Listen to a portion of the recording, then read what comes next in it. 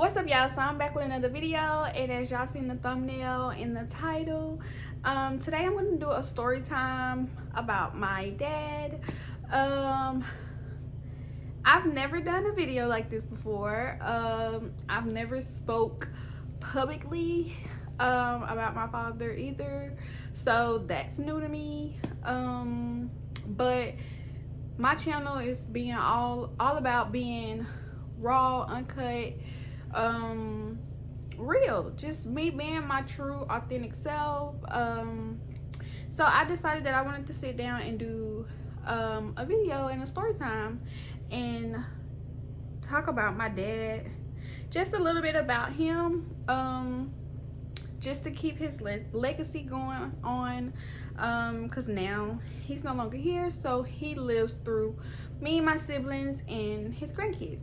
So I just decided that I wanted to do this video, and yeah, so I'm just get right to it. I'm gonna give y'all a little background about my dad, and yeah, we're just gonna see how this video goes. So my dad, for people that don't know, it's not just me. I have 4 other siblings. I am the baby girl of the group, and if y'all see my light glitching, just please skip past that. But I can see it. I don't know if y'all can. But yeah, so I'm the baby girl of the group, and I was gonna say was, but I am his baby girl. That's what he called me, which is baby girl, besides my nickname. Well, my nickname is actually Tatey, but he was the only one that would call me Tata. So yeah, and I'm gonna try to get through this video without crying. I don't think I'm gonna cry, but who knows? If I do, whatever. Okay, so yeah, so him and my mom was together for 20 plus years. They got together in high school, had my older sister, then the rest of us just came back to back. So yeah, growing up, I say my dad was really like well, still even in my adult life, like my dad has always been, he was always like a chill, laid back dad. Especially when we were younger, it was always whatever y'all mama say. Like, he was one of them dads, like, what your mama say? Like, we asked for something, or you know, tell him something, it was always what your mama say. If mama said no, it's no. If mama said yeah, he fine. It's just everything was always what your mama say. So growing up, as just childhood wise, we got a lot of way. We got away with a lot of stuff with him. Absolutely, he never whooped the girls, especially. I think both boys may have got a whooping from him before, maybe like once, I think, if I'm not mistaken. But I know us girls never got a whooping. He never disciplined us. Like I said, everything was your mama. Like, mama was the one that got us. But he would never discipline the girls, I knew for a fact, because he would always say he never wanted to hit us. He never wanted us mad at him and stuff like that. And I think as we got older, it was like that. It started becoming like that with the boys too. But I know for a fact with us 3 girls, he never laid a hand on us. He never whooped us for nothing. So it was always like we do something around him, he would go back and tell mama, so mama would be the one to whoop us. So but yeah, he was that type of parent with us growing up. My daddy was always a hard-working man. My dad has worked his whole life. My dad has been in the Navy, the military. Yeah, my dad has always been a hard-working man. My dad worked all the way up until the day that he passed. Like, always a working man. Always went to work and home. That was it. That's all he did. So moving along, maybe like, let's go to like my years of school, maybe like around 2014, 15, like 16, around that period. around the time, that was when we would be like back and forth from mama and dad house, because at that point they were separated. So it was always like fun times, and some nights where like we would like it was mainly me and my two brothers, always at our daddy house, but it was always us three doing something with him. Rather, if it's like he would get home from work and we sit on the couch watching games, movies, whatever, just chilling, relaxing, you know, maybe having him a beer or whatever. So then it would be times where like me and my two brothers would like sneak out the house and wait for him to go to bed, because yes, of course we had a curfew, but we were just them bad teenage hard-headed kids, you know, like whatever, what kids don't try to sneak out the house or whatever. So yeah, it was times where like we would sneak out the house and wait for him to go to bed, or we'll think he in his room sleep, because he'll go in, when he go to bed at night, he will go in his room and lock his door. So we would think, you know, with him locking his door, he in there, he gonna sleep, he ain't getting up for the rest of the night, because he will always have to go to work the next morning. Like I think he would get up at like 6 or 7 and go to work, head to work. So we knew once he go to bed and once he locked that door, he ain't getting up no more for the rest of the night. But y'all, let me tell you about this one particular time. Me and my two brothers, normally though, nights when I would normally stay at home and they would be the ones that sneak out, but when I do sneak out, I sneak out, but whatever. Normally, 9 times out of 10, I'll be the one to stay at home though. So, and I would be their way back in the house. So they'll sneak out and I would be the way back in the house, because we knew if we leave, he gonna lock the door. If he wake up, like just so happen, what if he wake up, go to the bathroom or something, and you know, he would come check in our rooms or whatever. Or, you know, if he don't hear us, he gonna come check. So, okay, anyways, boo. So this one particular night, so my brothers, they was finna go somewhere. I think this night I was just bored, like I just really didn't want to sit in the house. And it was crazy because one of my brothers was like, nah, you stay here so we can get back in the house just in case and I'm like, nah, he ain't gonna wake up. We thinking he out of there. So at that point I'm like, okay, let's just go, I'm gonna go with y'all. I ain't want to be in the house. So boom, I leave with them. We come back a few hours later. It's dark. We walking back to the house. We actually just went down the road to one of our friend's house. So we come back home, y'all. We normally would go through the back door, because the way that the house was made, the back door was in my oldest brother's room. So we would normally go in and out through the back door, because we wouldn't go through the front door, because my dad's room was at the front, like up there by the living room. So obviously that front door open, he would hear us go in and out, so we would always use the back door. So this was one particular night, we go to the back door lock. We like, okay. So I think one of us was thinking, I think they thought I had the key, because we had a key, but I think this particular night I didn't have my key. I thought I had it and I didn't have it. So then we like, you know, like, damn, we ain't got no choice but to go to the front door. So we go to the front door, knocking. And so we like, okay, he gotta be in the room. He gotta be in the went to bed already. I think one of my brothers walked around in the house and went and knocked on his window. No answer. So at this point, we aggravated. We outside and we back in front of the not in the living room, my bad, in the front yard. So we like out there, we talking mess. We should never live. We talking mess. We talking mess by him. We like, he done locked us out. We bad. So then in the middle of us talking mess, I think one of my brothers said something about him locking the door, or he heard us knocking or something like that. Cause I just remember, y'all, in the midst of us going out talking mess, why daddy was sitting in the living room on the couch the whole time listening to us knock, listening to us talk mess, everything. Just what said that. So in the midst of my brother them going off or whatever, why he yell out, yeah, I heard y'all. So then we like, well, open the door, like, you hear us. And he's sitting on the couch, y'all. He told us, no, I told y'all had a curfew, y'all should never left, like, you know, per usual for a parent. So he just giving us a taste of our own medicine for leaving and not being back to the house by curfew.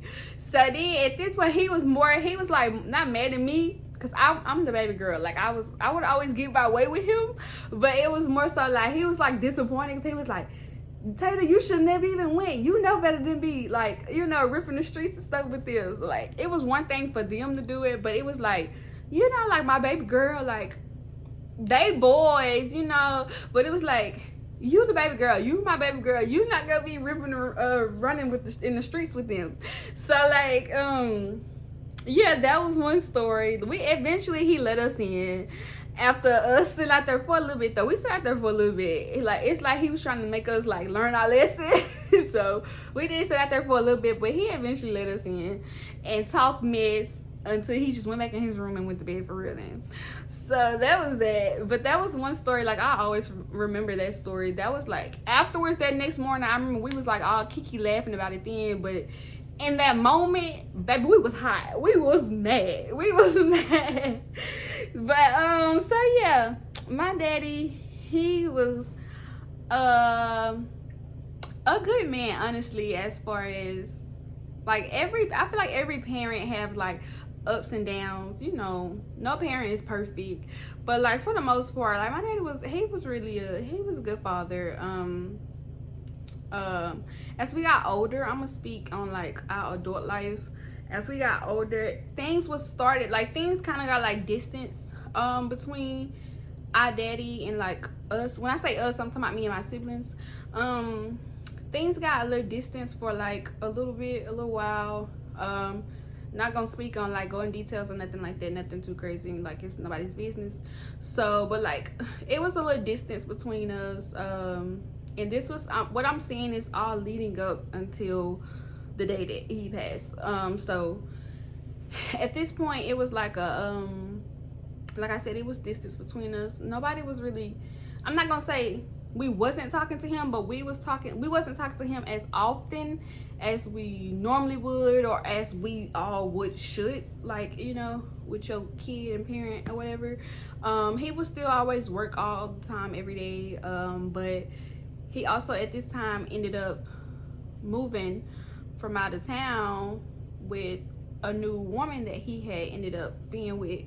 And I think one of my sisters, or both of my sisters, and I think both of my brothers had met her, if I'm not mistaken. I know both of my sisters had met her. I can't honestly remember if both of my brothers met her before he passed, but both of my sisters had ended up meeting the current girlfriend that he was with at the time. I didn't meet her until everything had happened with him, so I'll get into that. But yeah, and then around this time, like I'm getting at that, like things was like distance with us a little bit. Me speaking for myself, me personally, I would honestly talk to him like before I got pregnant. I would hear from him like every once in a while. Like he would text me like, oh, how you doing, I'm just checking up on you. And I would text him, you know, it's like when you thinking about somebody, or like, you know what I'm saying. I'm not gonna sit here and like it was an everyday thing, because it wasn't we wasn't talking like every day, but like it was like every once in a while we would contact each other, whatever. So then boom, so this, now speaking for myself still, like around 20, when I got pregnant with AJ, so what, like the middle whatever, 2017, I think 18, I'm tripping, yeah, because I had 2019 18. So well, no, I'm sorry, 2017 I did have a little better relationship with him, because 2017, after I graduated, that's when I moved in. I moved out of my mama's house and I moved in with Antonio. So he was reaching out to me a lot more then, because I had moved out of Texarkana too. So he was like, and he would come to Antonio's house and see me. I think he came and saw me like maybe a couple times, like four or five times down there, I think. And then like, of course, come and make sure me and him was okay, make sure I had stuff that I needed, if I needed help with anything, whatever. So okay, but boom, moved to like when I got pregnant with AJ. Once he found out I got pregnant with AJ, he was very, very, very, very, very, very, very excited. Our mama and our daddy always wanted to be grandparents. They always talked about it. So I knew going, like, when I got pregnant, I knew getting ready to have that conversation with him wasn't gonna be nothing crazy. Like, you know how like some people be like, especially girls, some girls be like nervous to tell they daddies that they pregnant. I wasn't nervous baby, I wasn't nervous, Leon, at all. But I was like, I was just excited when I told him, because I knew he was gonna be excited, so I was excited. And I just remember, I think I called him, if I'm not mistaken. I think I called him and told him I was pregnant, but I think he thought I was playing. Yeah, I think he thought I was playing, if I can remember right. I think one of my sisters was at his house at the time when I called him and told him that I was pregnant, and he thought that I was playing at first until he started to believe me or whatever. And I think I sent him, after a while, I sent him a picture of my stomach and stuff like that. But I do remember telling him the time when we revealed what AJ was, the gender, I'm sorry. So I had I ended up taking a picture of my stomach. I ended up writing in paint that it's a boy on my stomach when we found out when he was a boy. And I remember taking a picture of my stomach and sending it to him to, you know, let him know that AJ was a boy, because he kept telling me he wanted me to have a boy. So I knew that was just, he was just through the roof when I sent that picture. But I remember sending the picture, and then he called me and he was just like so excited. And he's like, "Are you serious?" It's I was like, "Yeah, it's a boy." Like, he was just so excited though. But he was so excited for AJ. AJ was the first, is the first grandchild. So he was so excited for him. Like shortly after that, it was a wrap for him. He started coming around more a lot then when I got pregnant. We started spending more time together when I got pregnant. He took me on 2 shopping sprees that I had for just AJ. I mean, some stuff I got for myself too, of course, but I was just mainly focusing on my baby. So, but if it wasn't for my daddy, I don't know what I would honestly, I don't know how I would have been able to get all the things that I got for my first child. But yeah, my daddy got everything and beyond for AJ that AJ needed. Everything under the sun. I didn't pay for nothing. AJ was set before he even, I think before I even was halfway through my pregnancy. My daddy had, like I said, we had 2 shopping sprees for AJ. So he was just so excited to have him coming. And I remember this one other time when he ended up getting a new car. And this was an old school Camaro that he always wanted, and he's always talking about that he wanted one of those, and he was able to purchase that before he passed away. So that was one thing that I know for sure that he accomplished, which was a lot of other things that I know he accomplished that he got to do before he left. But I remember this particular day because I remember he called me, and I was pregnant with AJ, and I was actually laying down finna go take a nap, and he was like, "What are you doing?" And I was like, "Nothing, I'm laying down." Then he was like, "Oh, how you feeling?" Like, he would always just call me through my pregnancy too and just ask me how I'm feeling and stuff like that. He was just always like, just trying to make sure I was okay, because he was on some like, "Oh, something wrong, you need to go to the doctor, you need to go to the doctor, you need to go to the doctor." So I was like laying down, getting ready to take a nap. But yeah, it was like a moment of that. He was like, "Oh, you okay, something wrong?" But okay, after that, so he was like, "All right, well, come outside, I'm finna pull up outside." So I'm like, in that moment, I'm like, "Oh, what do this man want?" Like, we have that relationship. I know me and my siblings, we have this relationship, but we had that relationship with our dad where we be like we would call him like fat man, or like, you know, we would talk to him like that, because that's just the relationship we had with him. So I'm like, I'm talking to my boyfriend. I'm like, what the hell this man want? So I go outside. I'm waiting on him on the porch or whatever. He pull up, and his new Camaro was, you know, the Camaro car that he wanted. So he pull up outside, y'all. Why did my daddy get cover seats? Okay, first off, I skipped one part. He called me a couple days before he got the car and showed me a picture.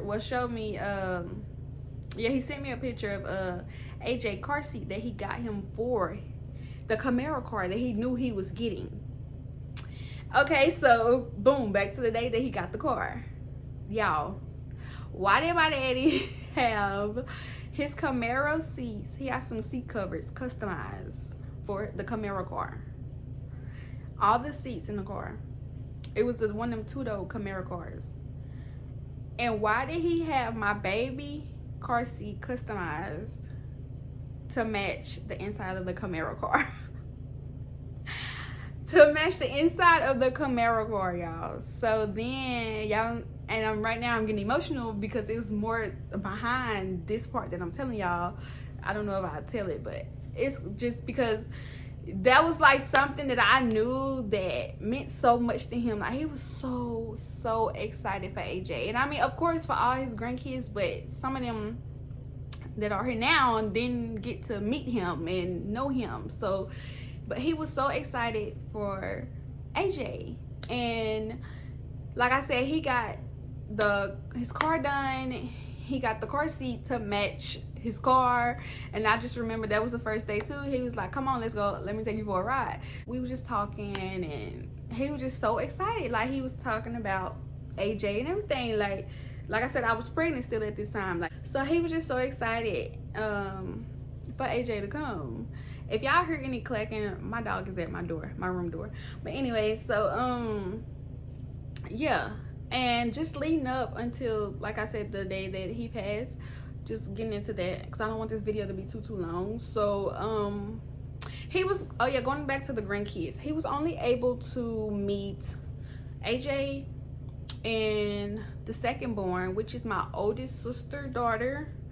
Her name is Amia, and he was only able to meet those two grandkids. So I just remember sitting in the bed and then my phone go off. One of my sisters put in the group chat that our daddy was in the hospital, and that one of our aunts, which is one of our dad's sisters, reached out to my sister that told us. She just told us that he was in the hospital and that he was at this moment he was out of town where he was currently staying at they hospitals. And that we didn't know fully. I think she first told us that we did know that he had a brain bleed and his brain was bleeding, but we didn't know like what caused it, and like we didn't know full details at that moment. We just was told, and like once we get more info we'll let y'all know, you know.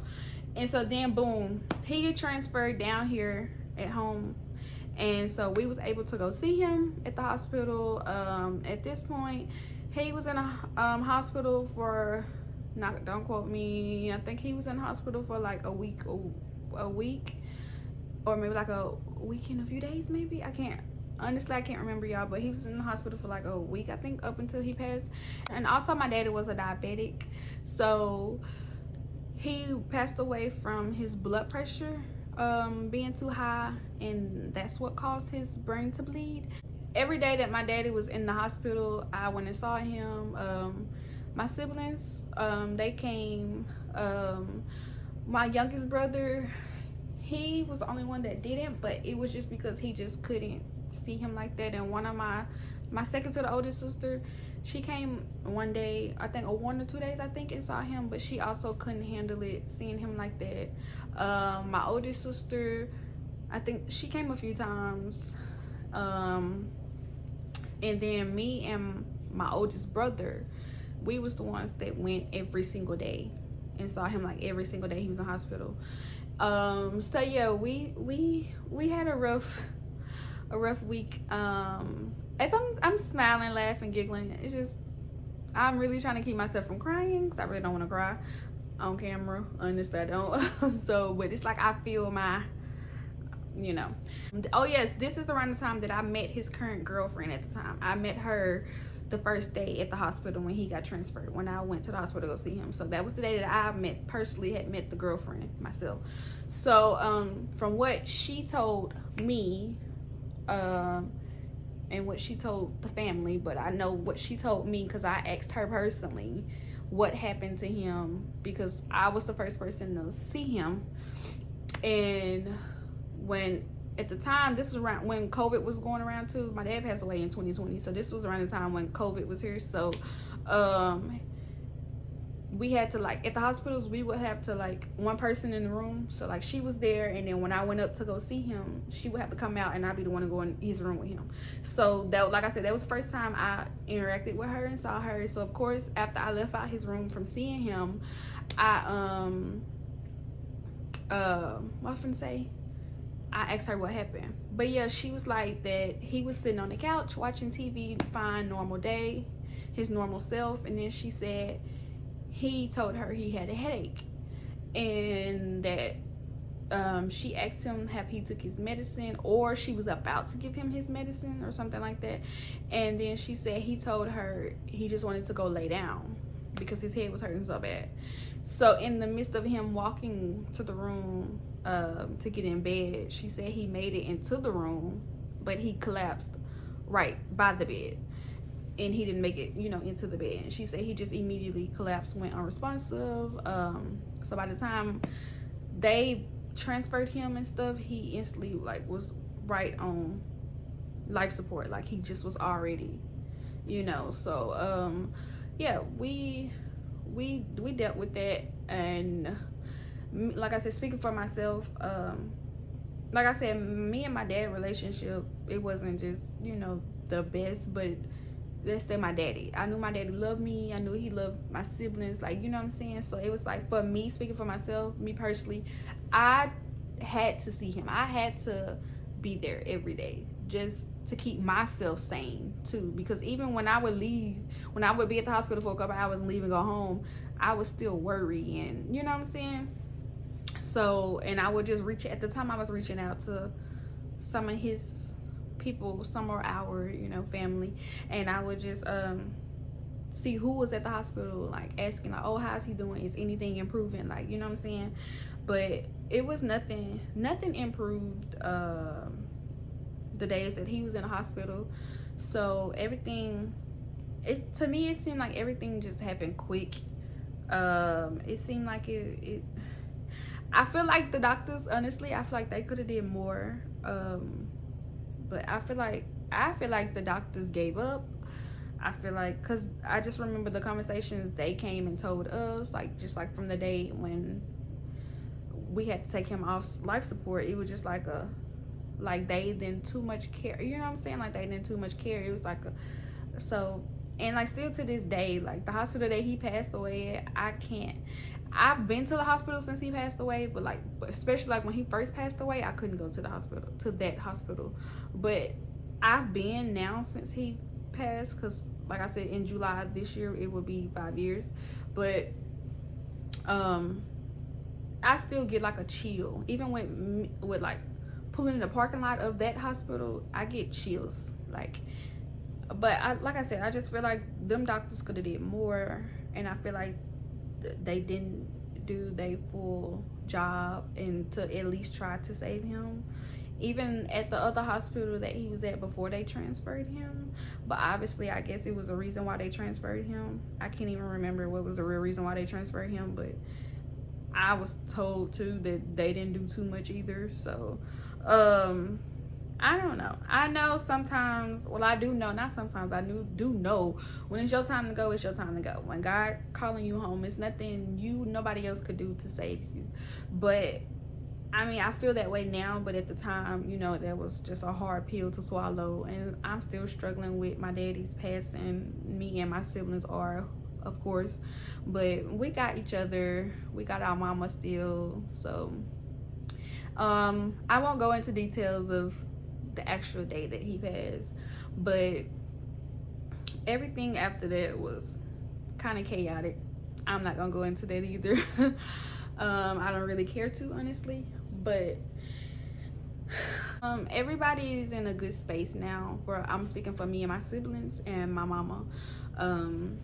We all are in a good space now. I'm not gonna say better, because I mean, honestly, I can't really speak for my siblings to say better. I'm gonna just say we're in a good space now from when he first passed, of course. But you know, you never truly heal from a parent loss or somebody really close to you, like a parent, a sibling. Like that's, in my opinion, I don't feel like you truly heal from that. Like that's something that you take that type of pain and suffering to your grave. Like I feel like that don't never go away. Excuse me, people say that, but I guess with my experience now, me now losing a parent, like that don't never go away. It don't never go away. Of course, you have your days. I'm sitting here pulling my cardigan. You have your days where it's like, you know, everything's fine, but then it's like, speaking for myself, I know for myself, I could be fine this minute, and then the next minute my daddy just pop in my head, and I'm like, ooh, like, you know what I'm saying? But here lately, I have been trying to not get sad when I think about him, or when like his death day come, or when his birthday come, when Father's Day roll around. Like I try not to be sad when those days come. I try to do something to remember him by, even like if it's something, you know, just with myself. Me and my siblings, we did start doing stuff together. We have always been close, us five. It's always been us and our mama. So, but once he passed away, we got even closer. Obviously, because all of us feeling the same pain, we all got each other, like, you know what I'm saying? So we got even closer after that. But yeah, I'm gonna just end it here because I don't want to get too sad, or I don't want to start crying at all. But yeah, I'm gonna show y'all pictures that I made of my daddy. This is like a collage picture that I made of him. These are like pictures of his headstone, random pictures of him from when he was young and older. A picture at the top, me the first time I went to his gravesite. I didn't go to his gravesite until a year after he was passed. It just took time for me. I just had to build up my courage to go. I did good though. I didn't cry. I did good that day. I don't remember crying. But yeah, this is a picture, old picture of him when he was in, I think this was when he was in the Navy. This is a picture of me and his hand right here in the middle. Can y'all see my light? Oh, can y'all see like that? This is a picture of me and his hand from in the hospital. I love this picture. I just love it because every time I see this picture, I just think back from that moment of me touching his hand and holding his hand. His hand was so cold, like ice cold, because they had this like a coating blanket thing on him while he was on life support. So, but yeah, I love that picture. I love that picture. I love all these pictures. So yeah, I made this picture last year for my daddy. So I get up every day and see this, and it's just a reminder that he's watching. He's he's watching. He's my guardian angel, and that the talks that we've had from my dreams and stuff, it just helped me remember that.